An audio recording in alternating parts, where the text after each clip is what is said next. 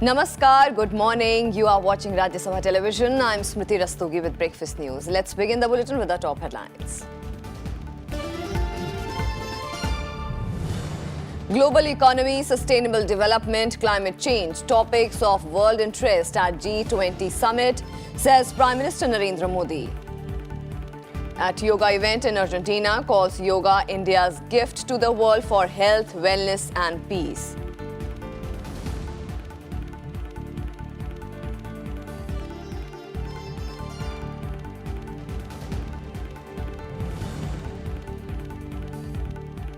Prime Minister Narendra Modi meets Saudi Crown Prince on the sidelines of the G20 summit. Talks focus on investment in technology, infrastructure, petroleum and defense sectors. Discussion with UN chief center around India's role in addressing the climate change.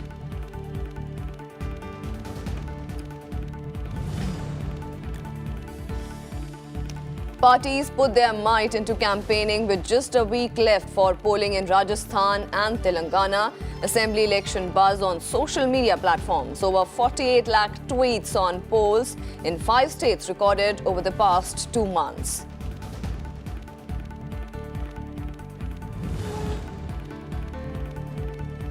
Government paves way for patients to secure compensation for faulty hip implants, approves formula for determining it, compensation to be paid in terms of disability in relation to age.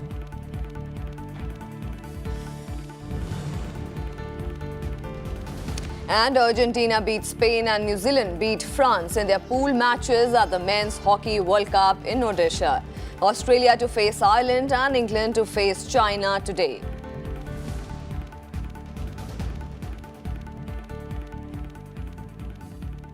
First, all the news from Prime Minister Narendra Modi's Argentina visit.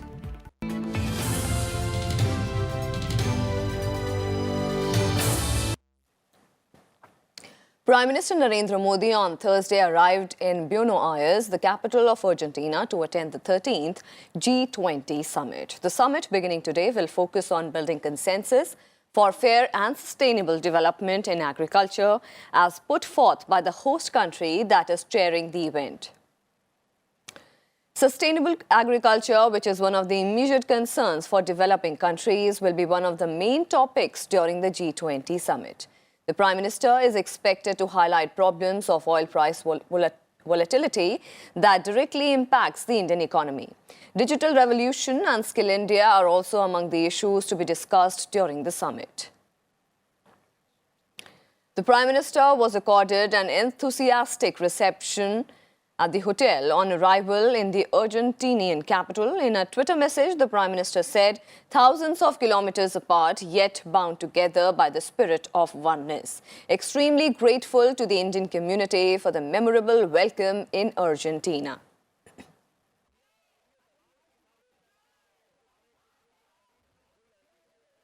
Among the Prime Minister's first engagements was the Yoga for Peace event. Addressing the event, the Prime Minister said that yoga is India's gift to the world for health, wellness and peace. He said that yoga is bridging the vast distance between Argentina and India and connecting their people.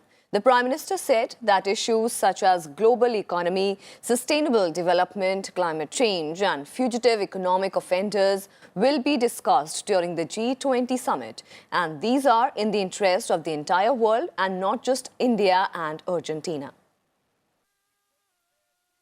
Argentina G20 summit की मेजबानी कर रहा है, तो यह हमारे लिए भी खुशी और गर्व की बात है। इस समिट में जिन मुद्दों पर बात होगी, जैसे global economy, sustainable development, climate change, आर्थिक भगोड़े अपराधी, उनसे सिर्फ भारत या अर्जेंटीना का ही नहीं, सारे विश्व का हित जुड़ा है। हमारे दोनों देशों के बीच आपसी सहयोग की अपार संभावनाएं हैं। व्यापार, pharma, oil and gas, IT और स्पेस, कई ऐसे क्षेत्र हैं जहां एक दूसरे की क्षमताओं का आपसी फायदा उठा सकते हैं। भारत और अर्जेंटीना का सहयोग जल, थल और नभ हर जगह एक नए साझा और सुनहरे भविष्य की सृष्टि कर सकता है। सर्वे सन्तु सुखिनः और वसुधैव कुटुम्बकम इस भारतीय दर्शन की यह व्यवहारिक अभिव्यक्ति है। मुझे यह जानकर खुशी है कि इस वर्ष बुएनोस आयरेस में भी योग दिवस पर 10,000 लोगों ने हिस्सा लिया। योग का अर्थ ही है जोड़ना। यह हमें वेलनेस से जोड़ता है, हैप्पीनेस से जोड़ता है और आज भारत और अर्जेंटीना के बीच हजारों किलोमीटर की दूरी को योग पाट रहा है और हमारे दोनों देशों को, हमारे लोगों को जोड़ रहा है। Among the Prime Minister's first bilateral meetings today was his meeting with Saudi Arabia Crown Prince Mohammed bin Salman on the sidelines of the G20 summit. The two leaders discussed ways to further boost economic, cultural and energy ties. Following the meeting, the Prime Minister tweeted that he had a fruitful interaction on multiple aspects of the India-Saudi relationship. Prime Minister arrived earlier today in Buenos Aires for the G20 summit, and after his arrival he has had two important bilateral meetings before the summit begins. The first was a meeting with His Royal Highness Crown Prince Mohammed bin Salman of Saudi Arabia. It was a very cordial meeting, it was a warm meeting. The Crown Prince spoke of India as an important partner for Saudi Arabia, and there was very specific discussion that took place between the two leaders on how Saudi Arabia can enhance its investment across a number of sectors in the next 2 to 3 years. The Crown Prince informed the Prime Minister that Saudi Arabia will be finalizing an initial investment into the National Infrastructure Fund. He also referred to future prospects for investment in the technology sector, in the agricultural sector and in the energy sector. And Prime Minister in particular stressed upon the importance of having stable and predictable energy prices, and some discussion took place between the two leaders on how Saudi Arabia can contribute and help in stabilizing energy prices, particularly for India.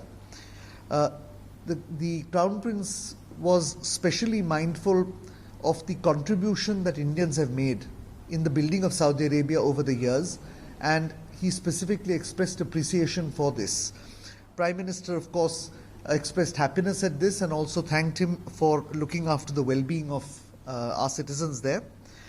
So at the end of the meeting, the two leaders have agreed that we will now set up a mechanism at leadership level which will go into the possibilities of concrete action in terms of investment, in terms of technology, in terms of manufacturing across various sectors, from energy to food security to infrastructure and to defense. And this mechanism will be worked out shortly, and we will expect that in the next 2 to 3 years there will be a significant scaling up in investment in Saudi investment in India. Prime Minister Narendra Modi also met with UN Secretary General Antonio Guterres on the sidelines of the G20 summit. The two leaders discussed India's role in addressing climate change globally, with specific reference to the COP24 meeting to be held in Poland. The United Nations Secretary General has reached out to the Prime Minister for a second time in 2 months, reflecting the respect in which the Prime Minister and his initiatives are held globally to take the lead on the issues of global importance. The Prime Minister had a short while ago was, of course, with the Secretary General of the United Nations, Mr. Guterres. And the main subject of discussion was the forthcoming climate change meeting in Katowice in Poland, the so-called COP24. the Secretary General specifically acknowledged that India plays a very major role in climate change negotiations.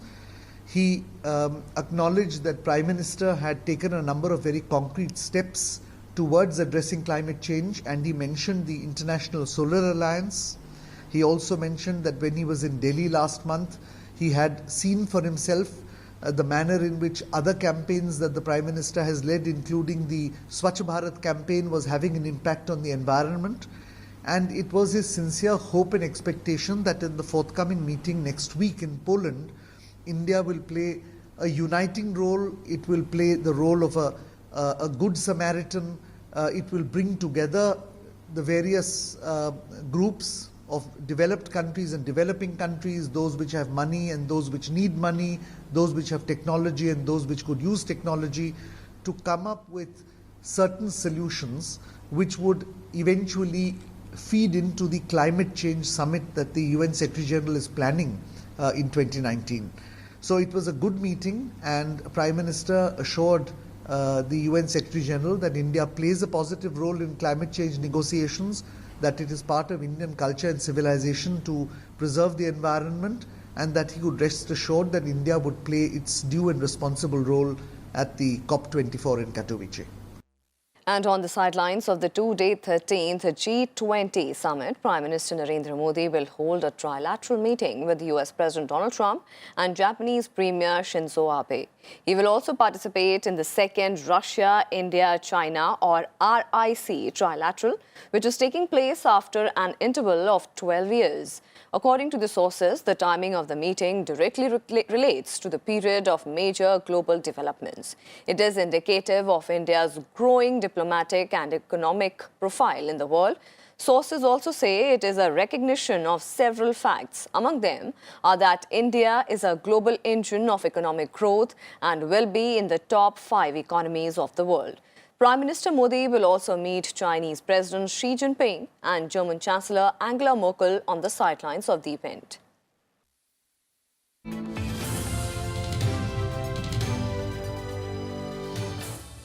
And with that, time for a very short break. Stay with us.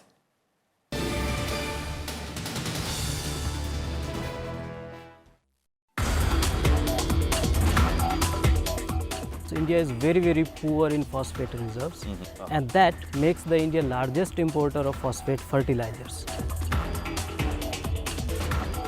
It is said now that if there would be any second green revolution, that would be root based. We have identified key genes which regulate the root hair length. So we are trying to improve increasing root hair length in rice and other crops.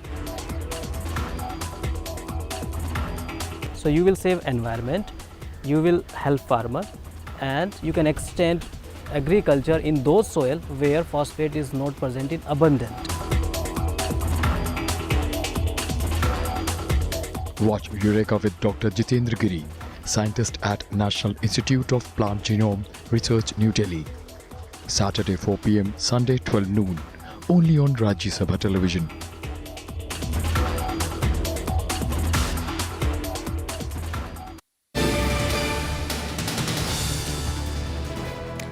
Welcome back, and now let's take a look at all the news from the election-bound states of Rajasthan and Telangana.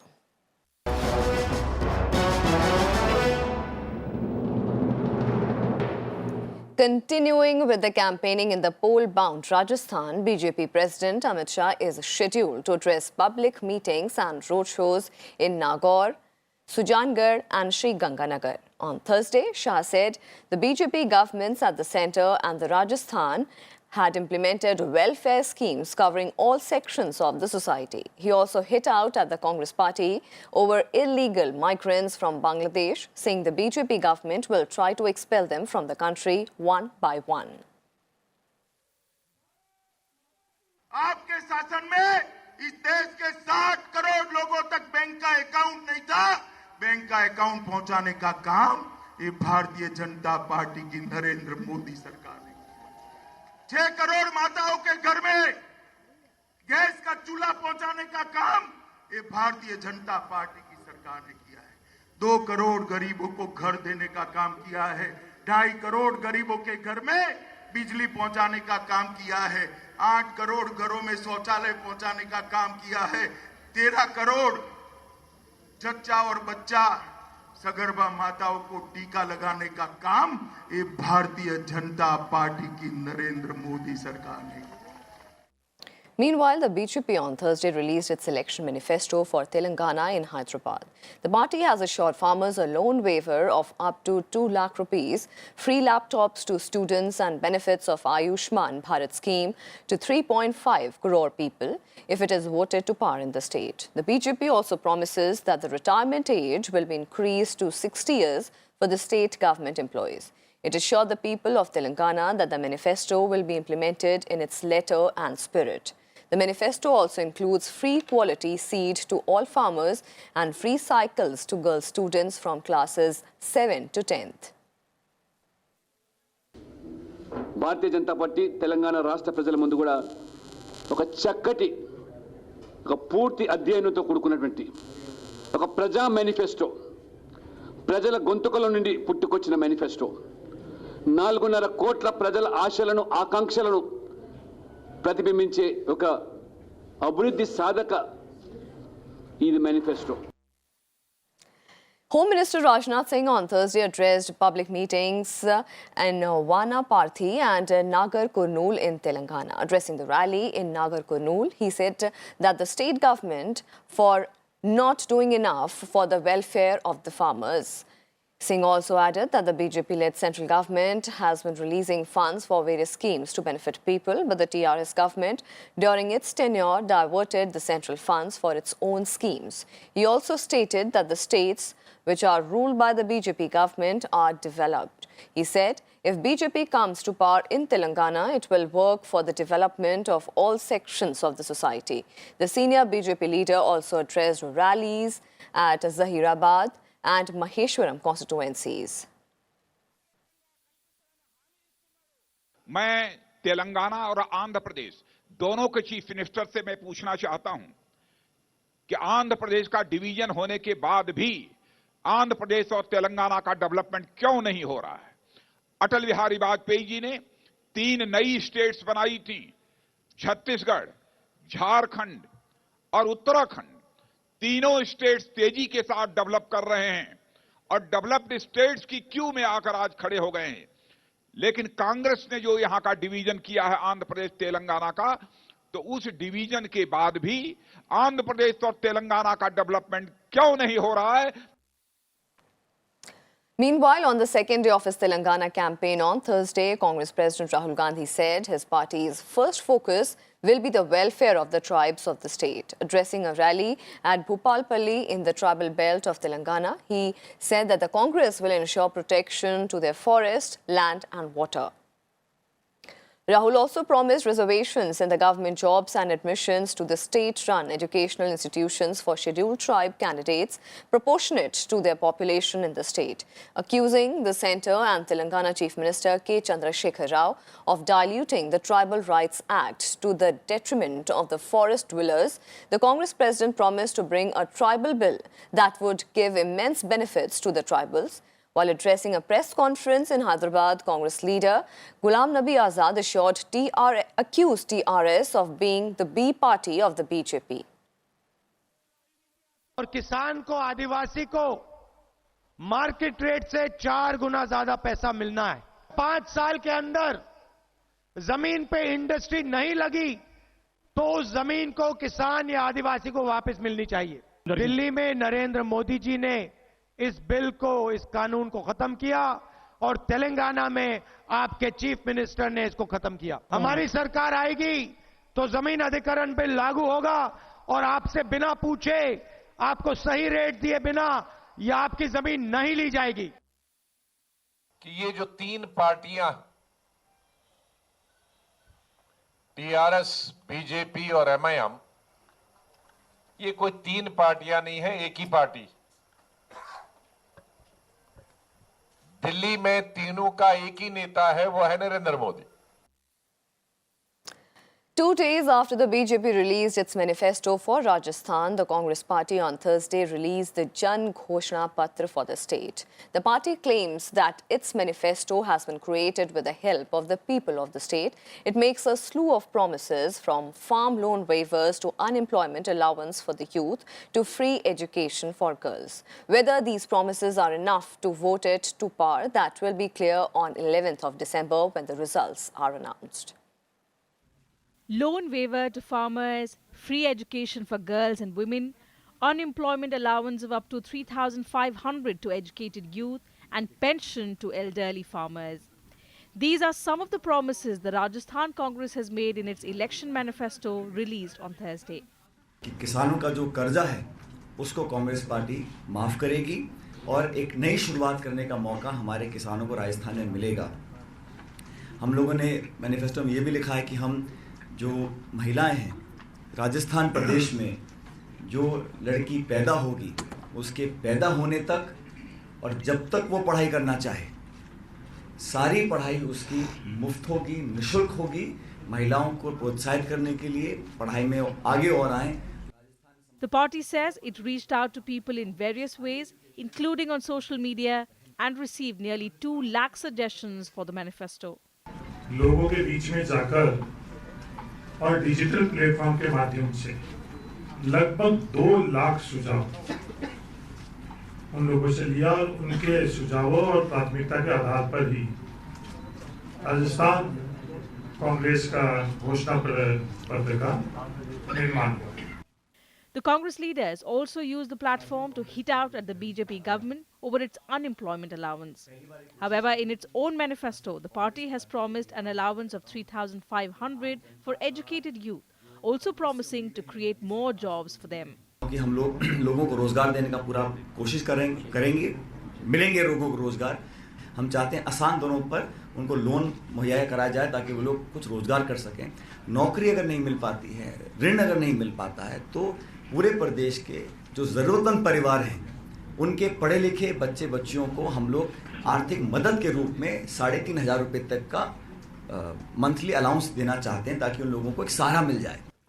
The party's focus will also be on providing quality health services to citizens, for which the party has promised to restart the free medicine scheme introduced by the previous Congress government in the state. मैं पूछना चाहूँगा, पिछली बार बदनाम किया government को, दवाई नहीं जहर बट रहा राजस्थान के अंदर, जहर पिला सरकार।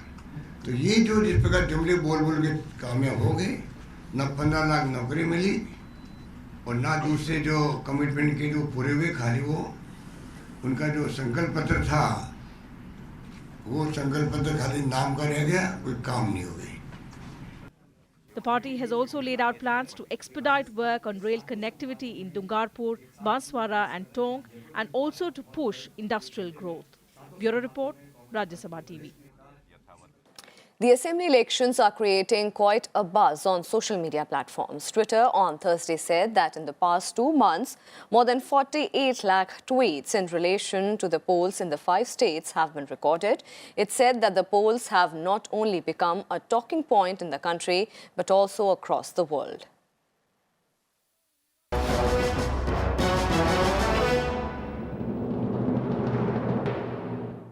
Some more developments. The Maharashtra Assembly unanimously passed a bill proposing 16% reservation for Marathas under the socially and educationally backward category.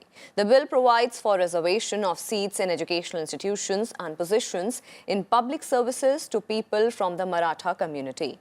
The bill was tabled by Chief Minister Devendra FADNAVIS, who thanked the opposition members for their help in the passage of the bill unanimously. FADNAVIS also tabled the recommendations of the State Backward Class Commission's report on social, educational and financial status of the Maratha community. The report said nearly 37.28% Marathas in Maharashtra are living below the poverty line, while 93% families from the community have annual income less than 1 lakh rupees. The report said that the Marathas are entitled to reservation benefits and advantages enshrined in Articles 15(4) and 16(4) of the Constitution. राज्य सरकार ने आज कानून बनाकर मराठा समाज को आरक्षण का लाभ दिया है। बैकवर्ड क्लास कमीशन ने एक रिपोर्ट दी थी और उस रिपोर्ट में इस प्रकार का आरक्षण देने की अनुशंसा की थी और मागास वर्ग आयोग के बैकवर्ड क्लास कमीशन के उस रिपोर्ट के आधार पर आज ये निर्णय यहाँ पर लिया गया है।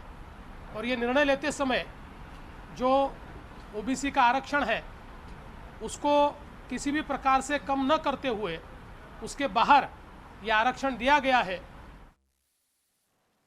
The Health Ministry has approved compensation to patients who received faulty hip implants manufactured by Johnson & Johnson.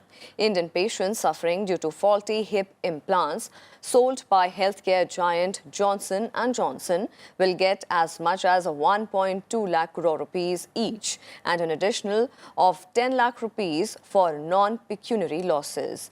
The compensation will be determined in terms of the disability by the faulty hip implants in relation to their age. For example, in case of 50% disability for a 20-year-old, the quantum of compensation will be over 1.2 crore rupees. It is also based on the cost of living in the future, disturbance of routine and mental agony. The compensation will be paid in a time-bound manner through bank accounts of the affected persons by Johnson & Johnson.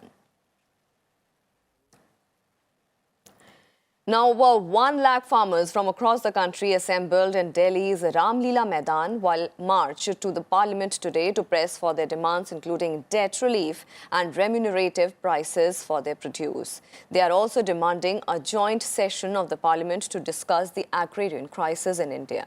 Farmers, part of the All India Kisan Sangharsh Coordination Committee, an umbrella body of 207 organizations of farmers and agricultural workers, arrived in Delhi in trains, buses and other modes of transport on Thursday. Security arrangements are tight in the capital with over 3,500 police personnel deployed from Ram Leela Maidan to the parliament.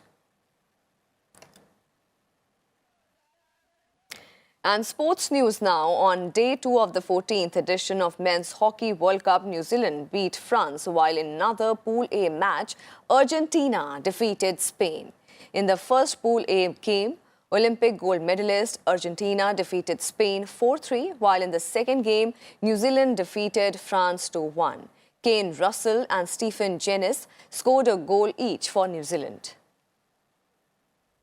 And Prime Minister Narendra Modi congratulated the Argentinian team for their win and extended his best wishes for the coming matches. In today's Pool B matches, Australia will face Ireland in the first game, while England will face China in the second Pool B match. Host India will next face Belgium on Sunday. Well, that's all we have for you in this edition. Thank you for watching.